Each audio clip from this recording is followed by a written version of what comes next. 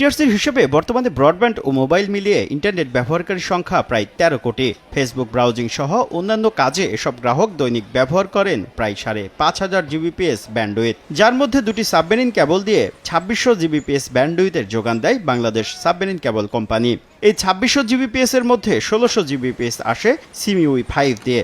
এই সাবমেরিন কেবলের সিঙ্গাপুর থেকে ইন্দোনেশিয়া রুটে কাটা পড়েছে কেবল। এতে শুক্রবার রাত ১২টা থেকে পুরোপুরি বন্ধ হয়ে গেছে এই কেবল দিয়ে ব্যান্ডউইথ সরবরাহ।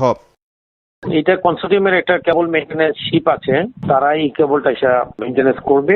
মিনিমাম 2-3 দিন লাগবে, কারণ এটা একটা বড় কাজ। আমরা সিমিস 4-এ কিছু ট্রাফিক শিপ করে দেওয়ার চেষ্টা করছি। ব্রডব্যান্ড ইন্টারনেট সেবাদাতারা বলছেন, শেয়ারিংয়ের মাধ্যমে রাজধানীতে পরিস্থিতি স্বাভাবিক রাখার চেষ্টা চলছে, তবে প্রান্তিক এলাকার গ্রাহকরা রয়েছেন চরম ভোগান্তিতে। বিকল্প উপায়ে সেবা স্বাভাবিক রাখার চেষ্টা করছে মোবাইল অপারেটররাও।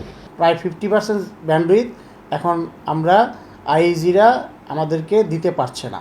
আমাদের আইএসপিগুলো, বিশেষ করে আমাদের প্রত্যন্ত অঞ্চলের আইএসপিগুলো যাদের মাল্টিপল আইএসি নেই, হয়তো সিঙ্গেল আইএসি দিয়ে সে কানেক্টেড, তারা বেশি এফেক্টেড হচ্ছে। আমরা এখনও পর্যন্ত ট্রাফিকের তেমন কোনো ডিসরাপশন পাইনি।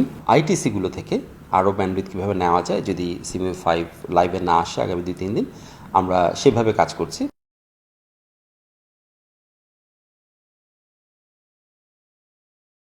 বর্তমানে মোবাইলে ইন্টারনেট সেবা দিচ্ছে 4 মোবাইল অপারেটর, আর সারা দেশে ব্রডব্যান্ড সেবা দিচ্ছে প্রায় 3000 আইএসপি অপারেটর।